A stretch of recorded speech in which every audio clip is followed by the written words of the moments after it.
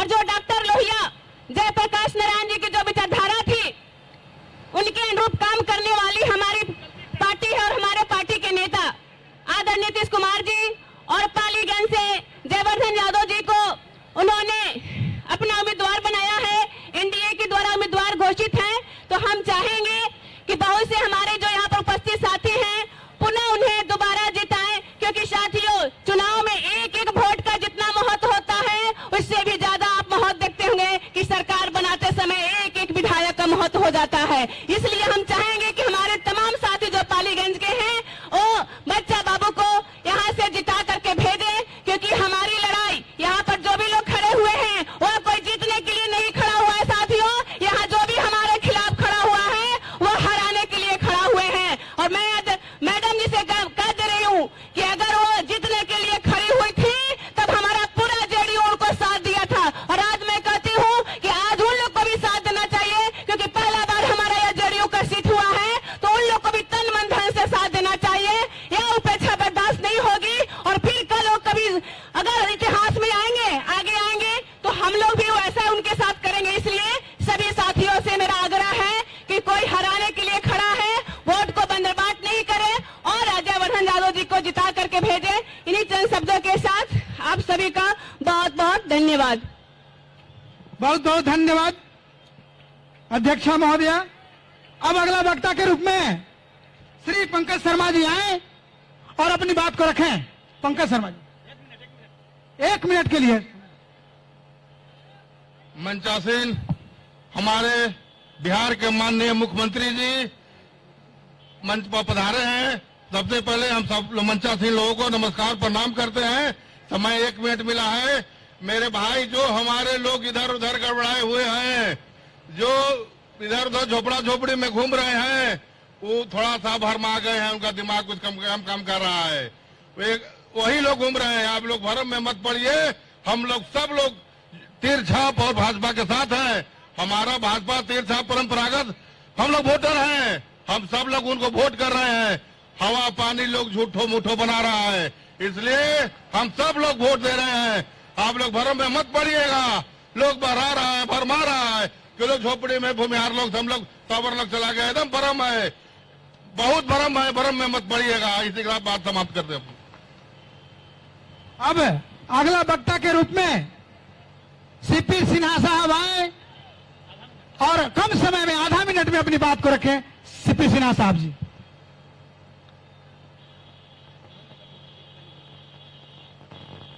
इस चुनावी सभा के अध्यक्ष श्री मिथिलेश जी, मंच पर उपस्थित हमारे बिहार के नेता, एनडीए के भी नेता, उपस्थित भाइयों और बहनों, हम लोग अभी सभी चुनावी समर में हैं।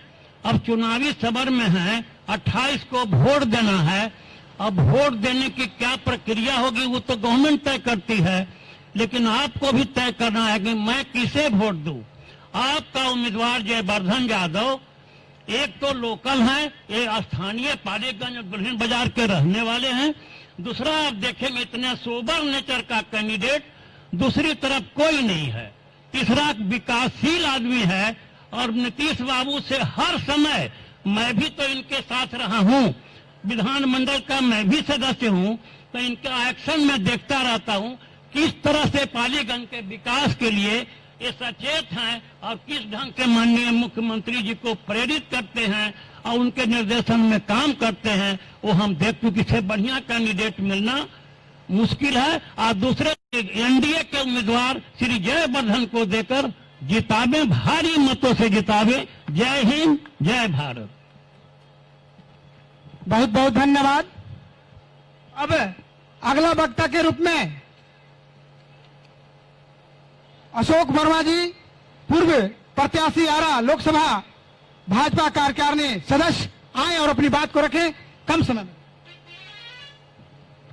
आज के सभा के सम्मानित अध्यक्ष जी, मंच पर बैठे हुए बिहार के विकास पुरुष माननीय मुख्यमंत्री श्री नीतीश कुमार जी, जनता दल यू के कार्यकारी अध्यक्ष श्री अशोक चौधरी जी, इस क्षेत्र के सम्मानित विधायक एनडीए प्रत्याशी और आप लोगों के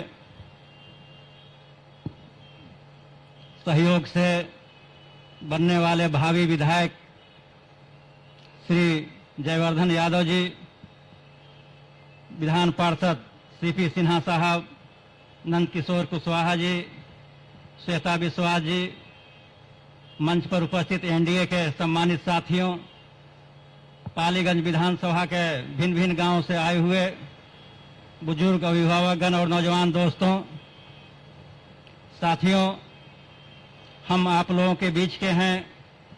हमारी बातों को तो आप लोग सुनते ही रहते हैं। मैं आपके और माननीय मुख्यमंत्री जी के बीच में दीवार बनना नहीं चाहते। आप उनकी बातों को सुनने के लिए यहाँ इकट्ठे हुए हैं। लेकिन एक बात जरूर आप लोगों से कहना चाहेंगे, आप निसंकोच एनडीए प्रत्याशी जयवर्धन यादव जी को यहाँ से भारी मतों से विजयी बनावें और इस क्षेत्र के विकास के लिए जयवर्धन यादव जी को यहाँ से विधायक चुनने का काम करें। साथियों, आप देख रहे हैं कि बिहार में और खास करके पालीगंज में भी विकास की कल्याणकारी योजनाएं चल रही हैं और क्षेत्रीय और व्यक्तिगत कार्यों के लिए अशोक वर्मा कल भी आप लोगों के बीच था, आगे भी रहेगा और कल भी था।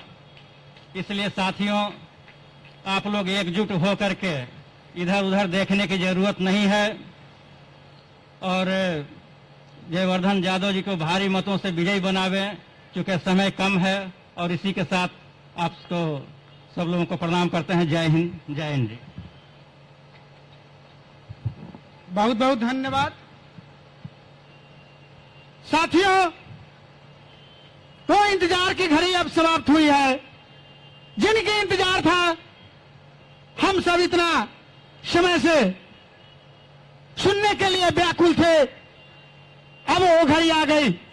बिहार के यशस्वी जनता दल यू के राष्ट्रीय अध्यक्ष श्री नीतीश कुमार जी मंच पे आ चुके हैं। पालीगंज की धरती पर हम सबों के तरफ से हार्दिक अभिनंदन और स्वागत है।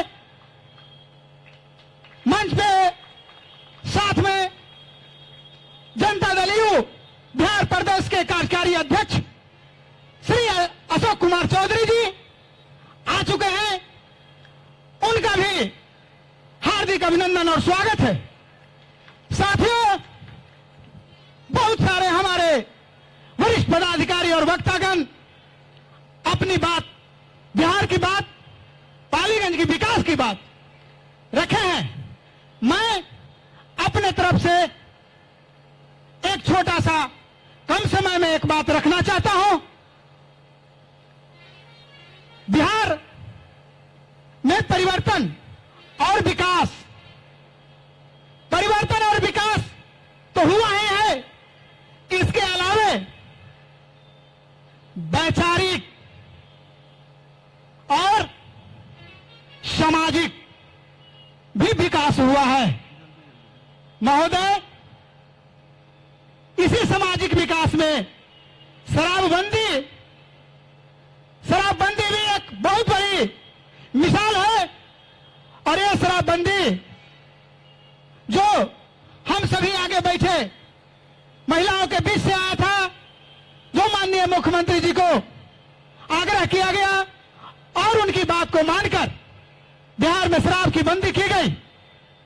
साथियों, शराब बहुत ही बुरा चीज है, लीवर और किडनी पर असर करता है। ये एक प्रजापति मिट्टी का घड़ा बनाने वाले, वो चिलम बनाते थे और चिलम बनाते बनाते उनकी पत्नी बोली कि भैया मिट्टी का सुराही बनाओ। जब सुराही बनाने लगा, घर घर गया तो ठंडक पहुंचाया और वही सुराही जो है उसी तरह शराब भी। अब मैं के रूप में पालीगंज के यशस्वी विधायक श्री जयवर्धन यादव जी से आग्रह करूंगा कि वो आए और अपनी बात को रखें। जयवर्धन यादव जी।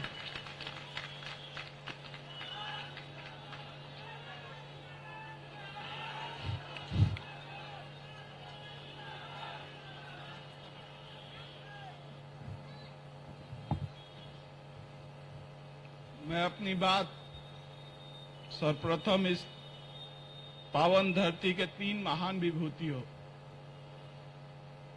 स्वर्गीय कन्हई सिंह जी, स्वर्गीय चंद्रदेव प्रसाद वर्मा जी और स्वर्गीय शेरे बिहार राम लखन सिंह यादव जी को स्मरण करके प्रारंभ करता हूं। आज के इस चुनावी दौर में पालीगंज स्टेडियम पर पधारे हुए आदरणीय मुख्यमंत्री, जिन्होंने विकास की धारा बहाई है मेरे क्षेत्र में, बिहार में, मैं उनको नेता से ज्यादा अपना मानता हूं। अपना इसलिए मानता हूं कि जो आपको देता है वो नेता हो सकता है, लेकिन जो आपको आपके हक का देता है वो अपना होता है। ऐसे मुख्यमंत्री आदरणीय, परम आदरणीय श्री नीतीश कुमार जी, मंचासीन कार्यकारी अध्यक्ष बिहार जदयू अशोक भैया जी, मंचासीन सीपी सिन्हा विधान पार्षद महोदय, नंदकिशोर कुशवाहा जी, माफ कीजिएगा, डॉक्टर अशोक वर्मा जी को स्मरण करना विशेष तौर पे जरूरी है। स्मरण क्या, मतलब मेरे पीछे ही बैठे हैं, उनका एक राजनीतिक लंबा संघर्ष यात्रा रहा है। एवं मंचासीन राष्ट्रीय जनतांत्रिक गठबंधन के सारे वरिष्ठ नेतागण और इस चुनावी जनसभा में उपस्थित पालीगंज के समस्त आमजनों को मैं हृदय से अभिनंदन वंदन करता हूं। साथियों, 5 साल का लंबा वक्त गुजर गया है। 5 साल एक छोटा समय नहीं होता, लंबा समय होता है। आप लोगों ने मुझे अपना प्रतिनिधि बना करके आदरणीय मुख्यमंत्री श्री नीतीश कुमार जी के नेतृत्व में काम करने के लिए भेजा था।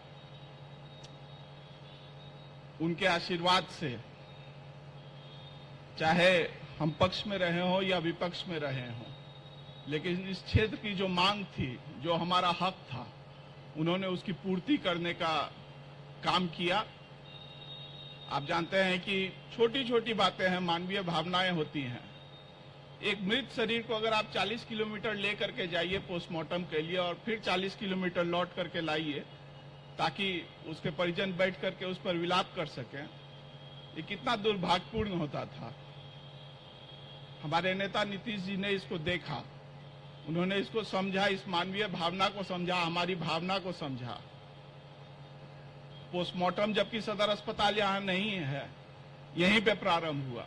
हमारी कहानी विकास की यहीं से शुरू हुई थी।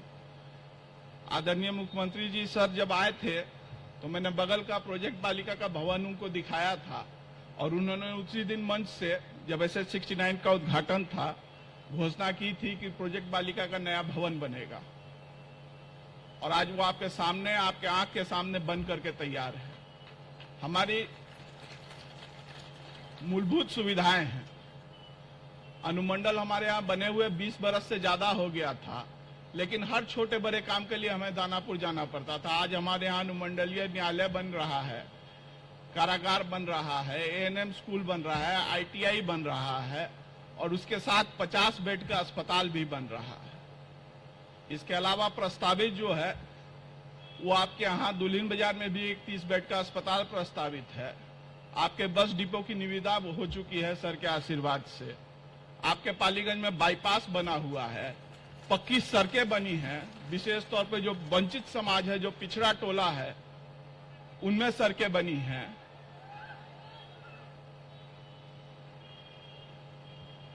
और इतना सब होने के बाद आज 5 साल के बाद हम लोग यहाँ खड़े हैं, इस मुकाम पर हैं जब आपको अपना निर्णय मेरे प्रति देना है। मैं जानता हूं आपका निर्णय मेरे नेता के प्रति कभी गलत नहीं है। चुनाव आपको मेरा करना है यहाँ इस धरती पर। नीतीश जी तो हमेशा यहाँ जीते हुए हैं और यहाँ लोगों के दिलों से जीते हुए हैं। अगर मैं अपने विपक्षी उम्मीदवारों की बात करूं, एक बाहर से आए हैं, जेएनयू के पढ़े हुए हैं। मैंने अपने संबोधन के शुरू में ही कहा था, मैं स्वर्गीय कन्हई बाबू का, स्वर्गीय चंद्रदेव प्रसाद वर्मा जी का और स्वर्गीय रामलखन बाबू का नाम लेता हूं, उनको स्मरण करके अपनी बात रखता हूं। लेकिन आपके जो प्रतिद्वंदी उम्मीदवार हैं उनके मुख से केवल एक शब्द निकलेगा।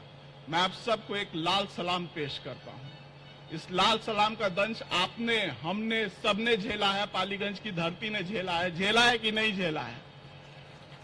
झेला है कि नहीं झेला है? ताली मत बजाइए, बोलिए। क्या आपको याद है कि किस तरह से हमारे लोगों की हत्या की गई थी? कई उसमें से आपके अपने थे, मेरे अपने थे, मेरे पूर्वज के अपने थे। आप लोगों से जुड़े हुए थे, आप लोगों की बात रखते थे। उनकी वाणी को समाप्त किया गया, उन्हें मार डाला गया दिन दहाड़े। आप लोग ऐसे लोगों को बर्दाश्त कैसे कर सकते हैं? आप एक चीज समझिए, मेरे प्रतिद्वंदी उम्मीदवार मुद्दा उठाते हैं रोजगार का, कि रोजगार नहीं है। रोजगार तो हमसे सबसे ज्यादा हमारे देश चीन ने छीना है। रोजगार तो हमसे सबसे ज्यादा हमारे देश चीन ने छीना है, पड़ोसी देश ने। और आज वो हमारे दहलीज पर आकर के खड़ा हुआ है और हमसे हमारी जमीन छीनने की कोशिश कर रहा है। लेकिन क्या प्रतिद्वंदी उम्मीदवार चीन को इस कार्य के लिए भर्त्सना कर पाएंगे? क्या वो विरोध कर पाएंगे कि जो आपका देश है उस पर हमला हो रहा है, और वो उस देश को क्रिटिसाइज कर पाएंगे? उसके विरोध, उसके बारे में विरोध में बोल पाएंगे? नहीं बोल पाएंगे। इनका एक सेट एजेंडा है, इनका एक सेट एजेंडा है कि जो व्यक्ति लाल सलाम बोलेगा, जो व्यक्ति हमारी बात मानेगा, वही इस समाज का होगा, नहीं तो जो भी होगा वो बाहरी समाज का होगा। पिछले दिनों केंद्रीय मंत्री रामविलास पासवान जी मर गए थे, उनकी मृत्यु हो गई थी। मैं खुले मन से उनको श्रद्धांजलि अर्पित करता हूं। आप अपने प्रतिद्वंदी उम्मीदवार को बोलिए कि वो खुले मन से श्रद्धांजलि अर्पित कर दे। मैं अपनी उम्मीदवारी यहीं पे त्यागने के लिए तैयार हूं। वो नहीं कर पाएगा। उसका केवल एक एजेंडा है, लाल सलाम। उसका केवल एक एजेंडा है, लाल सलाम, जिसका दंश आप और हम सब झेल चुके हैं। लोगों को बरगलाया जा रहा है कि आपको रोजगार मिल जाएगा, स्वास्थ्य मिल जाएगा। आदरणीय मुख्यमंत्री नीतीश कुमार जी के नेतृत्व में 2005 से पहले हमारे यहाँ हर ब्लॉक में एक प्राथमिक स्वास्थ्य केंद्र है, हर प्रखंड मुख्यालय में। वहां पे मात्र महीने में तकरीबन 40 आदमी जाता है। आज वही संख्या बढ़ करके 10,000 हो गई है। तो क्या स्वास्थ्य सुविधाओं में बढ़ोतरी नहीं हुई है, तरक्की नहीं हुई है? मेरे मित्र मुद्दा उठाते हैं कृषि बिल का, किसान के हित में नहीं है। एमएसपी हो जाएगा, मिनिमम सपोर्ट प्राइस, जो न्यूनतम समर्थन मूल्य है वो घटा दिया जाएगा किसान के लिए। जिस बिल में एमएसपी का, न्यूनतम समर्थन मूल्य का जिक्र ही नहीं है, उसको वो कैसे कह दे रहे हैं कि बढ़ा दिया जाएगा या घटा दिया जाएगा? ये सोचने वाली बात है। उनके पास प्रश्न कई हैं लेकिन जवाब नहीं है। जब मैं जीत करके आया था 5 साल पहले, मेरे पास प्रश्न नहीं कई थे। मेरे यहाँ अनुमंडलीय कारागार नहीं है, न्यायालय नहीं है, अस्पताल नहीं है, पोस्टमार्टम नहीं है, नया अस्पताल नहीं है, दुल्हिन बाजार में नया अस्पताल नहीं है, बस डिपो जिनसिन है। मेरे सारे प्रश्नों का उत्तर मेरे नेता नीतीश कुमार जी ने दिया है। उन्होंने आपके सारे प्रश्नों का उत्तर 5 साल तक दिया है। अब आपके ऊपर है कि आप मुझे क्या करते हैं, मुझे पास करते हैं या मुझे फेल करते हैं। नीतीश जी तो हमेशा पास हैं। मैं जानता हूं कि वो हक का दिए हैं, वो आपके अपने हैं। बोला गया है कि समय अभाव है, मैं अपनी बात को मात्र 2 मिनट में अपनी वाणी को विराम दूंगा, ठीक है ना? लेकिन मेरा आपसे एक अपील है कि जब आप मत अपना देने जाइएगा और बटन में जब आपको चॉइस करने की बारी आएगी कि सबसे प्यारा जगह कहाँ है जहां मैं अंगूठा टिपूं, तो इस चीज को याद रखिएगा कि आप विकास को वोट दीजिएगा या विनाश को वोट दीजिएगा। जिस आदमी ने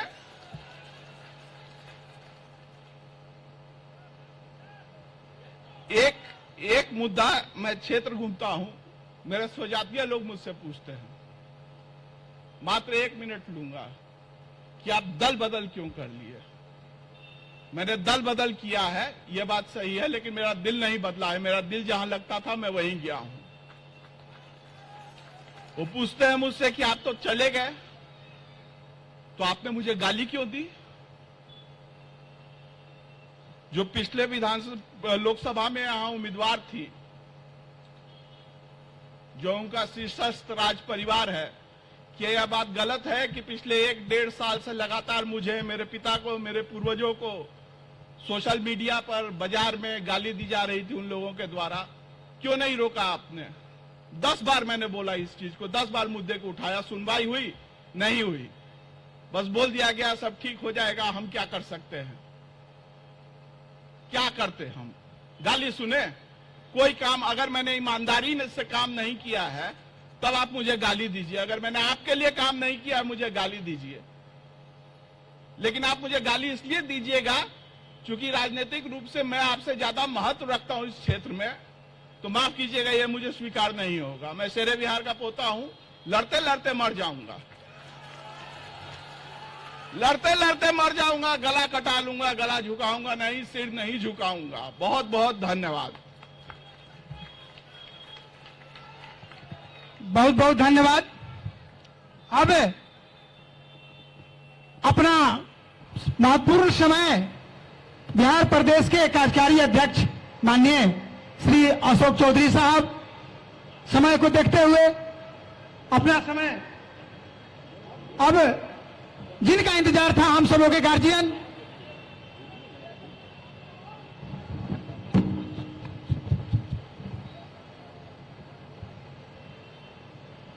आज के इस चुनावी सभा में उपस्थित पार्टी के राष्ट्रीय अध्यक्ष और बिहार के यशस्वी मुख्यमंत्री परम आदरणीय श्री नीतीश कुमार जी, यहां पर उपस्थित पार्टी के सम्मानित नौजवान उम्मीदवार जयवंदर यादव जी, यहां पर उपस्थित सम्मानित अभिभावक अजय वर्मा जी, प्रमोद कुशवाहा जी, महिला के हमारे प्रदेश के अध्यक्ष श्वेता विश्वास जी, भारतीय जनता पार्टी और जदयू के हमारे सम्मानित नेतागण और यहां पर उपस्थित सभी सम्मानित मतदातागण, नौजवान साथियों, 15 वर्ष पूर्व आपके आशीर्वाद और प्यार से इस प्रदेश में माननीय नेता का आगमन हुआ और इस 15 वर्ष में माननीय नेता ने इस प्रदेश को विकास के एक नए आयाम को छूने का काम किया। जो बिहार 3.3 के विकास दर पे था, 15 वर्ष के बाद उसको 11.5 करने का काम माननीय नेता ने किया। जो बिहार 24,000 करोड़ के बजट पर था, आज 15 साल के बाद 2,15,000 करोड़ करने का काम किया। जो बड़ी बड़ी पार्टियां 15 वर्ष तक इसके पहले इस प्रदेश में राज कर रही थी, जिन्होंने अग्रों और पिछड़ों का जातीय उन्माद इस प्रदेश में फैलाया हुआ था, जिस प्रदेश में 118 नरसंहार हुआ था, जिस प्रदेश में धार्मिक दंगे अपने उन्माद पे था, उस प्रदेश को माननीय नेता ने 15 वर्ष पूर्व संभालने का काम किया था। इन 15 वर्ष में इन्होंने इस प्रदेश में सामाजिक समरसता लाने का काम किया, इस प्रदेश में अग्रे और पिछड़े की लड़ाई को बंद करने का काम किया, इस प्रदेश में आपसी भाईचारा और मिल्लत कायम करने का काम किया। 15 वर्ष में इस प्रदेश में मूलभूत संरचनाओं का विकास किया।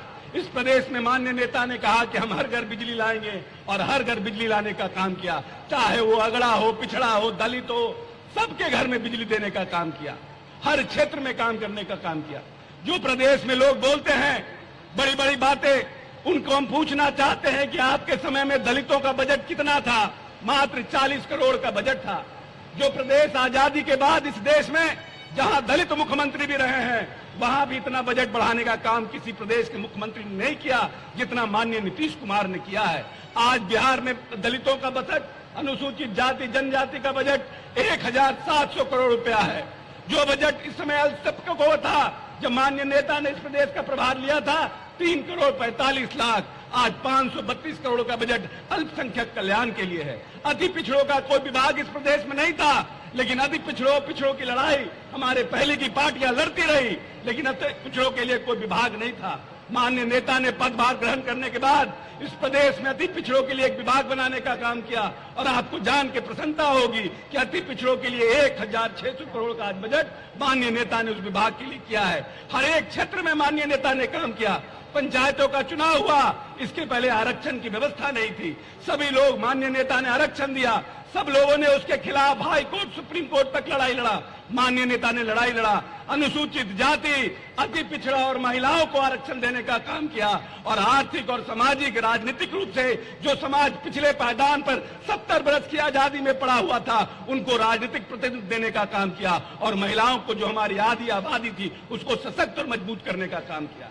इसके पहले की सरकारें इस प्रदेश में दलित, पिछड़ों और शोषित को चरवाहा विद्यालय में भैंस पर किताब पढ़ने का काम के लिए राजनीतिक सोच रखती थी और चरवाहा विद्यालय बनाने का काम करती थी। और हमारे माननीय नेता ने इस प्रदेश में IIT, BIT, NIT, Aryabhatta knowledge विश्वविद्यालय, चंद्रगुप्त मैनेजमेंट विश्वविद्यालय, चाणक्य लॉ संस्थान जैसे संस्थानों का निर्माण किया। Engineering college, medical college, ITI, ANM centre बनाने का काम किया कि जो बड़ी आबादी हमारे इस प्रदेश में युवाओं की है, उसको हम कैसे सुचारू रूप से सशक्त और मजबूत करें।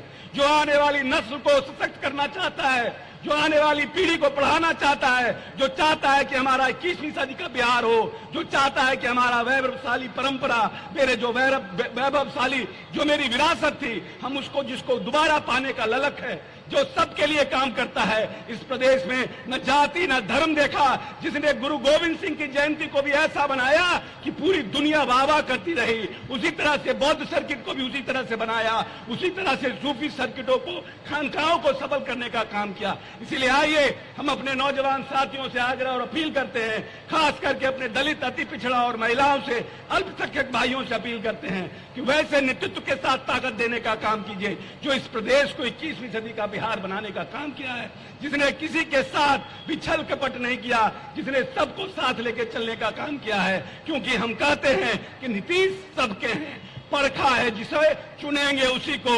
इसी नारा के साथ जयवर्धन जी को तीर छाप पर मोहर लगा करके विधानसभा भेजने का काम कीजिए। ये मत सोचिए कि जयवर्धन जी खड़े हैं, ये सोचिए कि नीतीश कुमार खड़े हैं, ये सोचिए कि नीतीश कुमार की विचारधारा करी है, ये सोचिए कि जात पात से ऊपर उठा हुआ एक नया बिहार बनाने वाला, संकल्प करने वाला विचारधारा खड़ा है, जिसने 21वीं सदी का सपना देखा है। इसीलिए आइए तमाम नौजवानों से अपील है कि नीतीश कुमार को ताकत दीजिए, नए बिहार के निर्माण में अपना सहयोग कीजिए। बहुत बहुत धन्यवाद। जय बिहार, जय नीतीश कुमार। बहुत बहुत धन्यवाद। नीतीश कुमार जिंदाबाद, जनता दल यू जिंदाबाद, एनडीए गठबंधन जिंदाबाद। माननीय श्री नीतीश कुमार साहब, राष्ट्रीय अध्यक्ष बिहार प्रदेश के मुख्यमंत्री, आए और आशीर्वाद दें।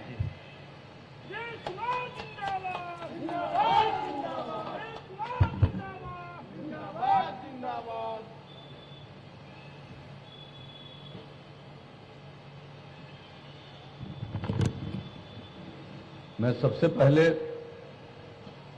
इस चुनावी सभा में उपस्थित होने के लिए आपको हृदय से धन्यवाद देता हूं।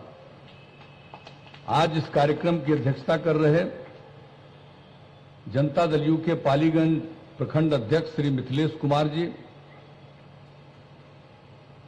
एनडीए के और जनता दल यूनाइटेड के हमारे लोकप्रिय उम्मीदवार श्री जयवर्धन यादव जी उर्फ बच्चा यादव जी, हमारे साथ इस कार्यक्रम में आए हुए प्रदेश जनता दल यू के कार्यकारी अध्यक्ष अशोक चौधरी जी, विधान परिषद के माननीय सदस्य श्री सीपी सिन्हा जी,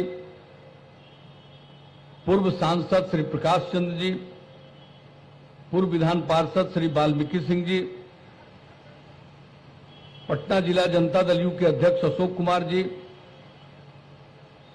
भारतीय जनता पार्टी के नगर मंडल अध्यक्ष पालीगंज श्री संदीप कुमार गुप्ता जी, जनता दल यू के नेता राज्य कार्यकारिणी के सदस्य नंदकिशोर कुशवाहा जी, जनता दल यू की महिला प्रकोष्ठ की प्रदेश अध्यक्ष श्रीमती श्वेता विश्वास जी, अति पिछड़ा प्रकोष्ठ पटना जिला ग्रामीण के अध्यक्ष जनता दल यू के श्री नरेंद्र चंद्रवंशी जी, इस कार्यक्रम में उपस्थित भारतीय जनता पार्टी के नेतागण सर्वश्री राजकुमार शर्मा जी, सच्चिदानंद जी, पंकज शर्मा जी, श्रीमती मधुबाला शर्मा जी, श्री चिंकू शर्मा जी, जनता दल यू के नेतागण श्री मनोज चंद्रवंशी जी, हेमंत पटेल जी, दिलीप वर्मा जी, जनाब मोहम्मद साहिद साहब, जनाब अजमल हुसैन अंसारी साहब, मिथिलेश कुमार जी, प्रशांत कुमार जी, राजेश कुशवाहा जी,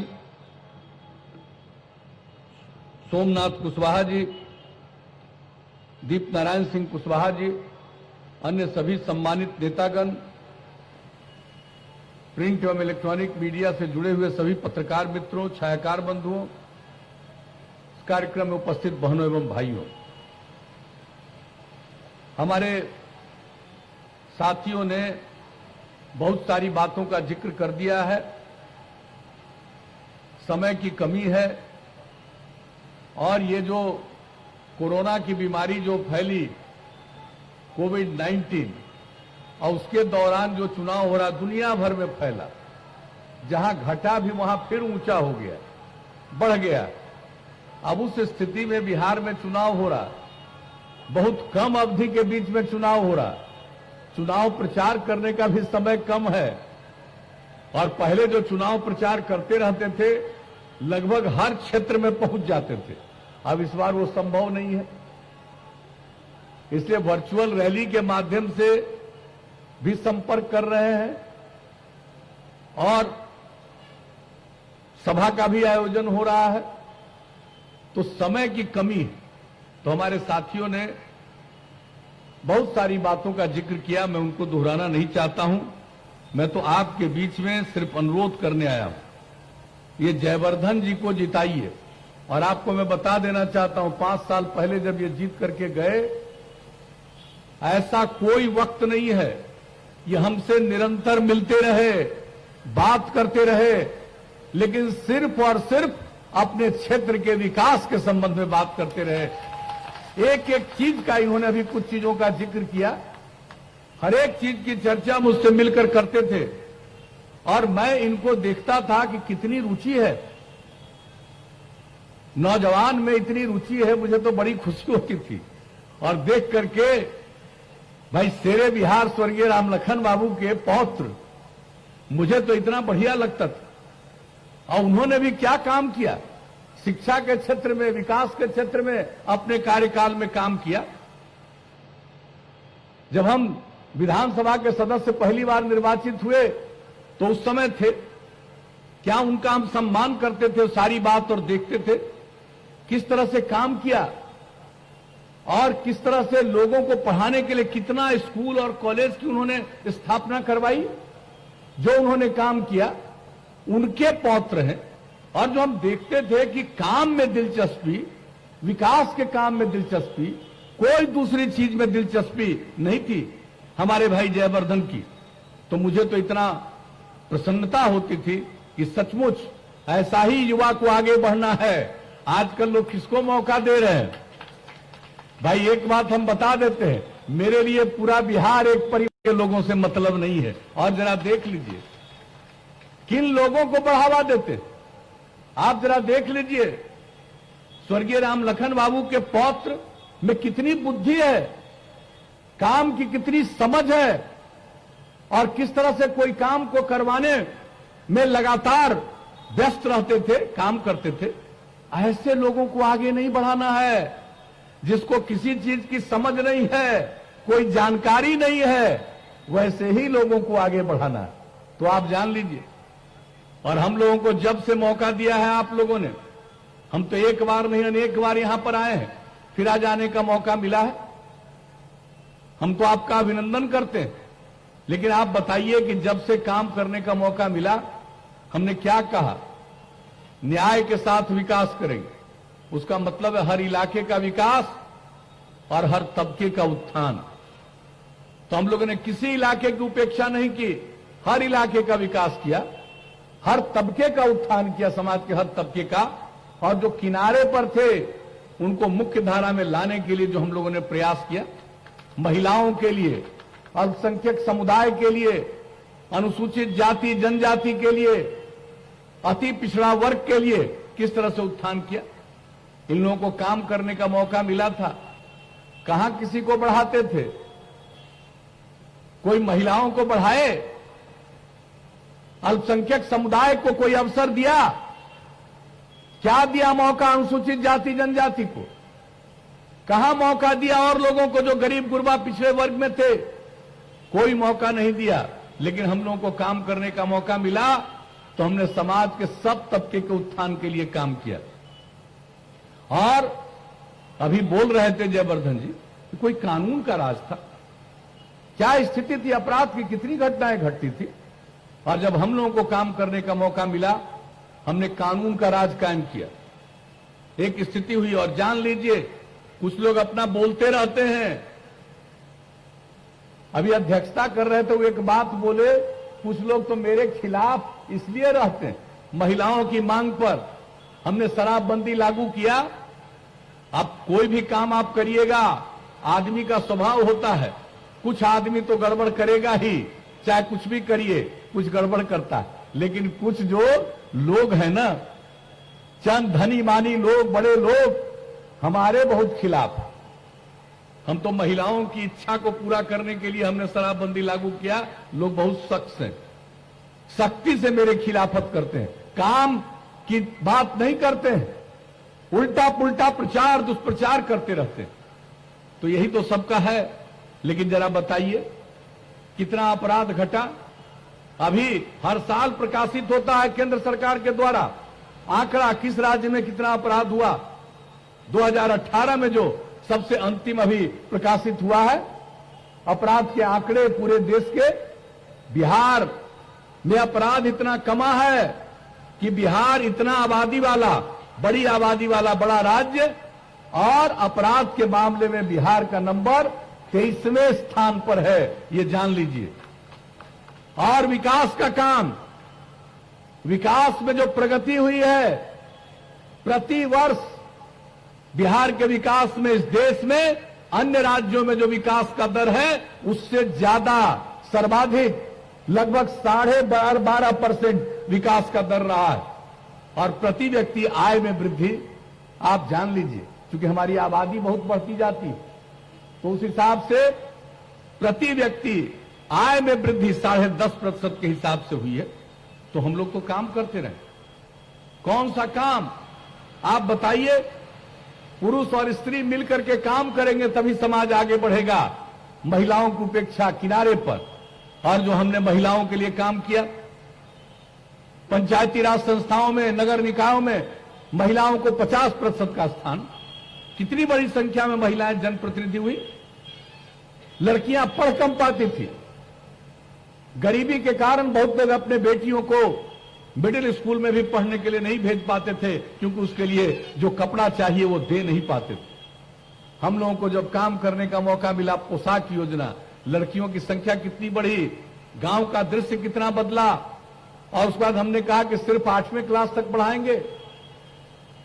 जब लड़कियों के बारे में पता किया पूरे बिहार में, 9वीं क्लास में इतनी बड़ी आबादी का राज्य, मात्र 1,70,000 से भी कम लड़कियां पढ़ती थी। और उसके बाद जब हमने साइकिल योजना की शुरुआत की, पोशाक योजना को और बढ़ाया नीचे से ऊपर तक, कई प्रकार की सहायता देना शुरू किया। नतीजा क्या हुआ? अब लड़का और लड़की दोनों मैट्रिक में भी बराबर। और इस बार जान लीजिए, इस बार जो मैट्रिक की परीक्षा हुई, इसमें लड़का से थोड़ा ज्यादा लड़की ही गई मैट्रिक की परीक्षा में। इतना बड़ा परिवर्तन हो रहा है। जब नर और नारी सब मिलकर के आगे बढ़ेंगे तभी आगे होगा। क्या स्थिति थी?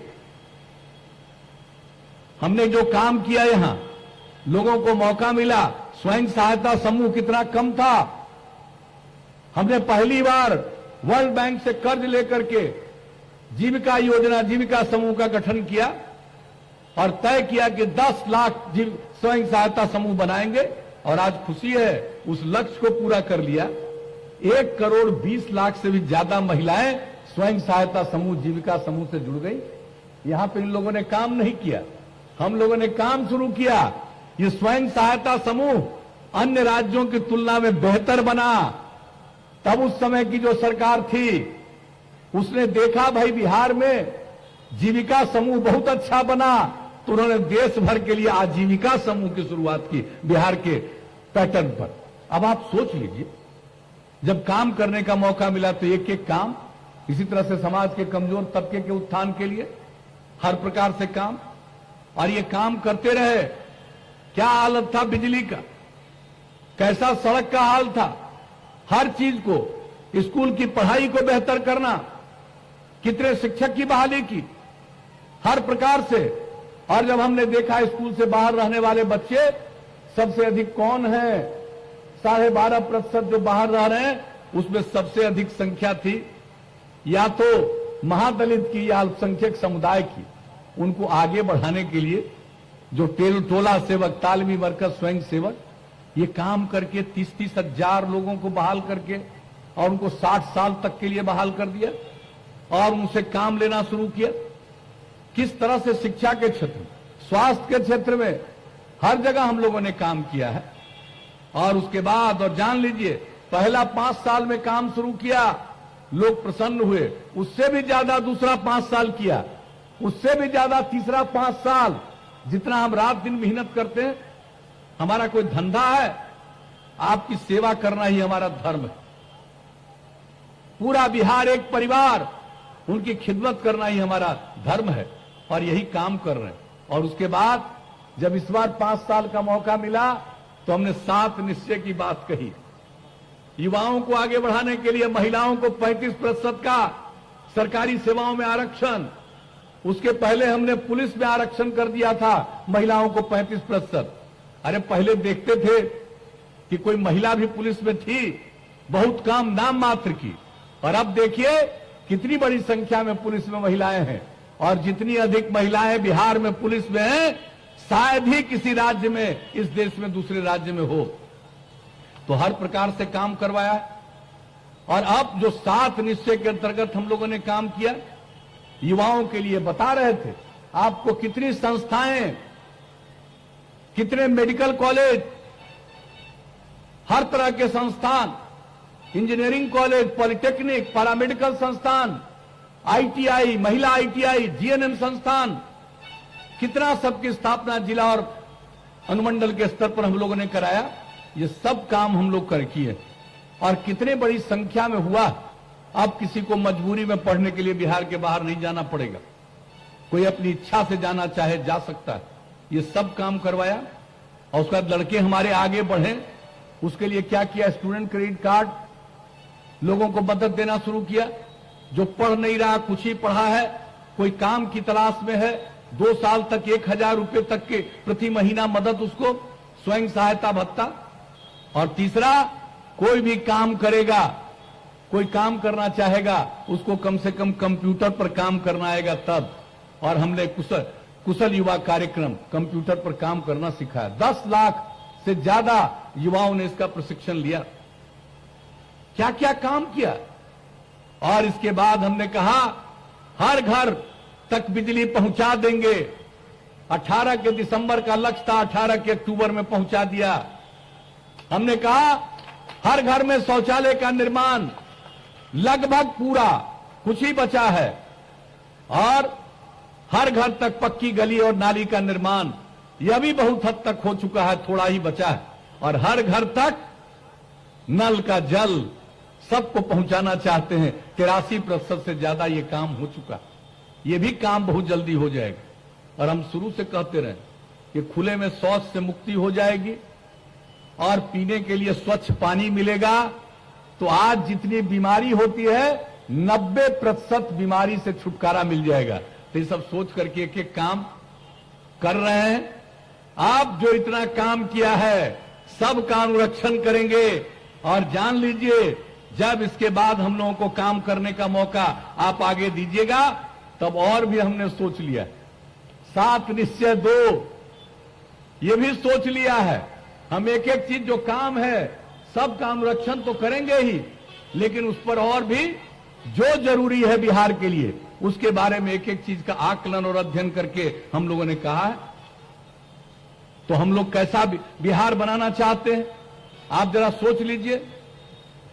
हम लोग बनाना चाहते हैं सक्षम बिहार, स्वावलंबी बिहार, और इसके लिए फिर 7 निश्चय 2 शुरू किया। युवाओं के लिए संस्थाओं में गुणवत्ता बढ़ाएंगे। अब सिर्फ उसमें नई टेक्नोलॉजी का एक एक चीज का ट्रेनिंग दिलवाएंगे।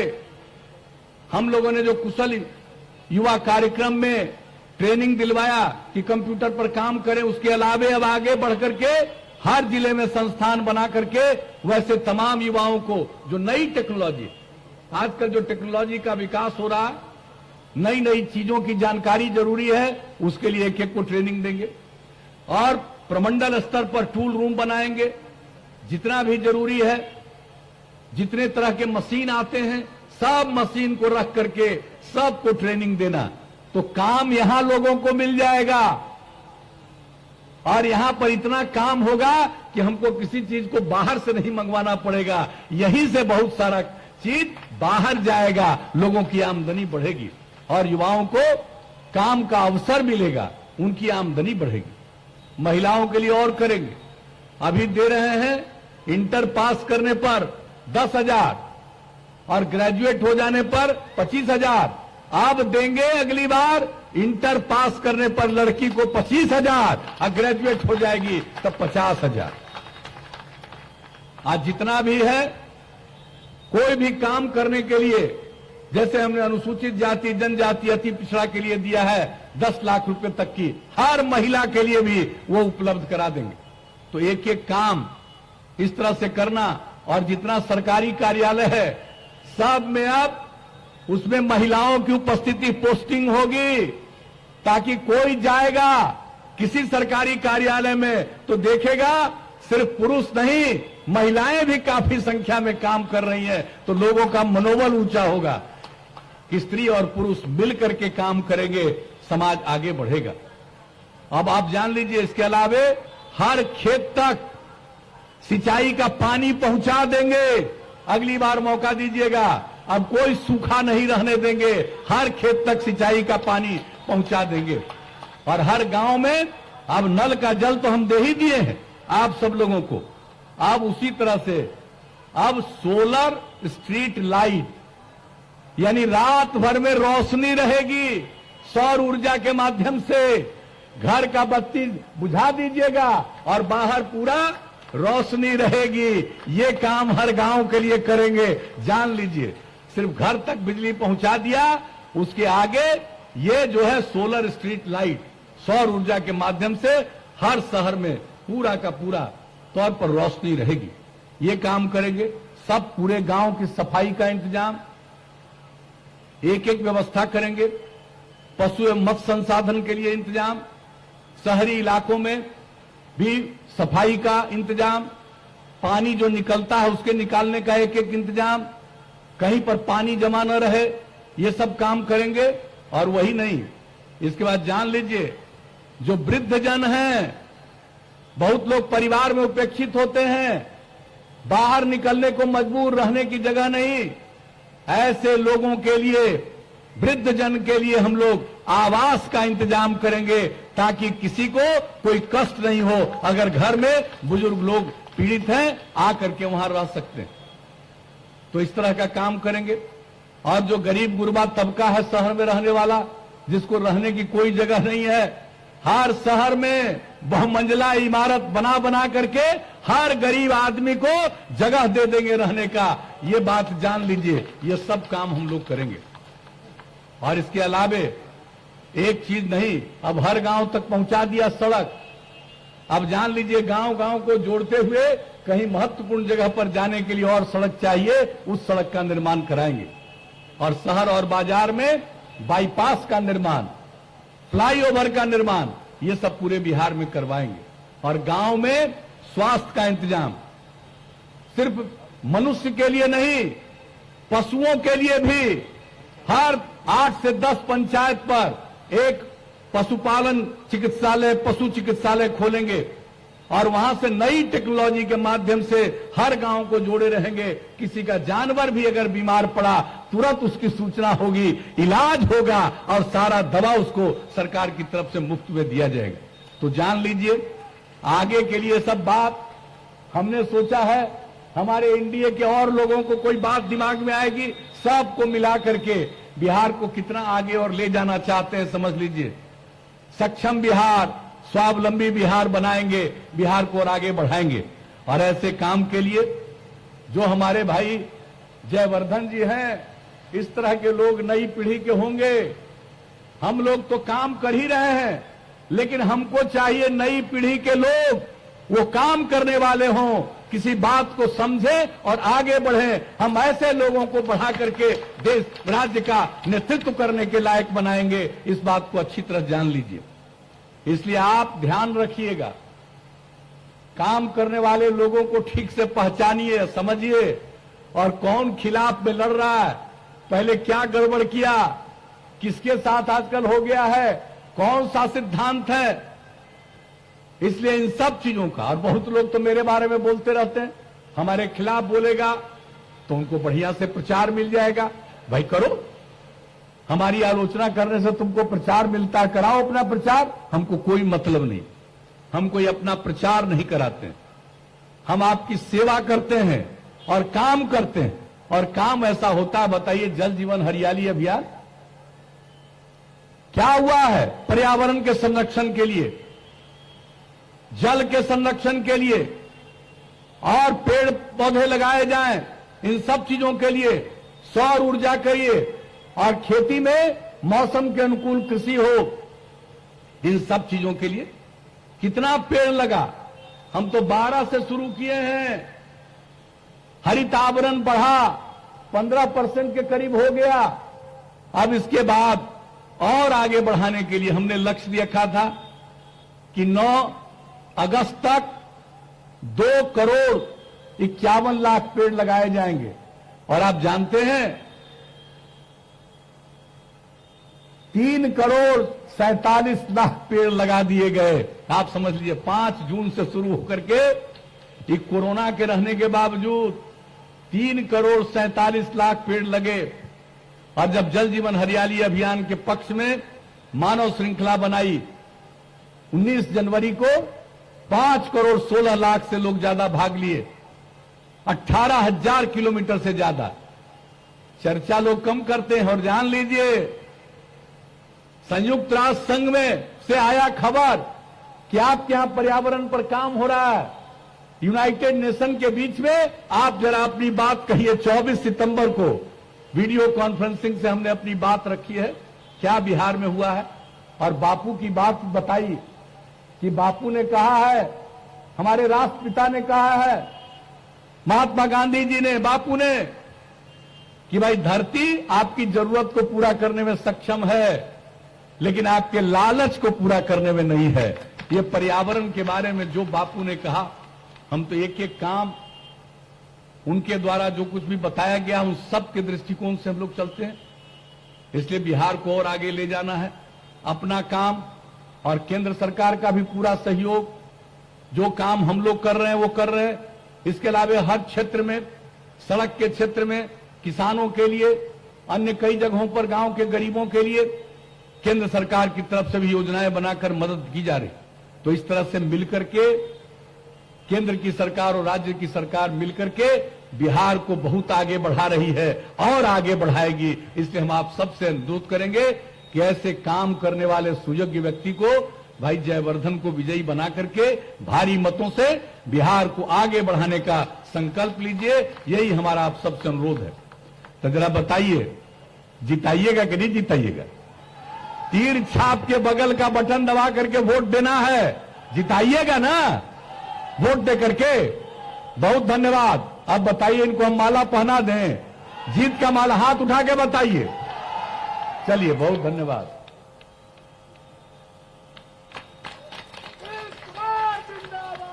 तो आपकी इजाजत से हमने इनको जीत का माला पहना दिया। अब आपका दायित्व है, भारी मतों से विजयी बनाइए और लोगों को बता दीजिए कि विकास ही असल रास्ता है। हम सब लोग सबकी सेवा करते हैं और बिहार का विकास, और कुछ लोगों का नजरिया है अपना ही कुछ बढ़ाओ। तो वैसे लोगों से बच करके बिहार को आगे बढ़ाना है। और जो बिहार की ऊंचाइयां थी, पुराने जमाने में बिहार सबसे ऊंचे स्थान पर था। हम सब मिलकर के बिहार को उसी ऊंचाई तक पहुंचाने में कामयाब होंगे। इन्हीं शब्दों के साथ आपने जो सहयोग का आश्वासन दिया, इसके लिए आप सबको हृदय से धन्यवाद देता हूं, आपका अभिनंदन करता हूं और अपनी बात समाप्त करता हूं। नीतीश कुमार जिंदाबाद, जनता दल यू जिंदाबाद। आपका नेता कैसा हो,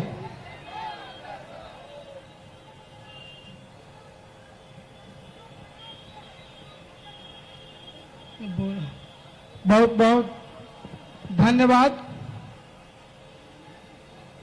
अब सभा की समाप्ति की जाती है।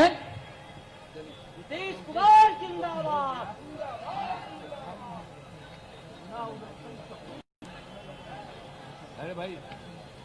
नीतीश कुमार जिंदाबाद। अशोक जी भी है, नीतीश कुमार जिंदाबाद। करते हैं, ये सब काम में लगे हुए हैं। बहुत धन्यवाद। नीतीश कुमार जिंदाबाद, एनडीए गठबंधन जिंदाबाद।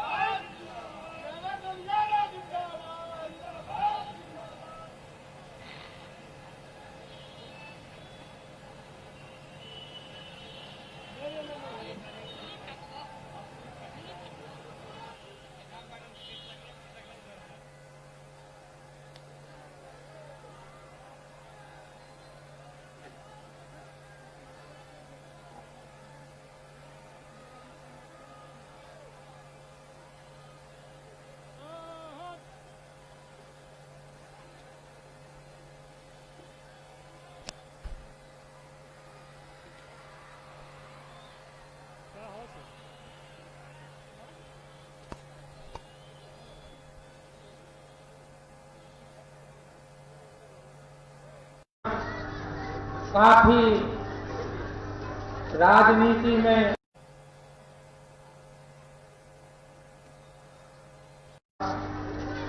यहाँ पर जो पदार्पण हुआ है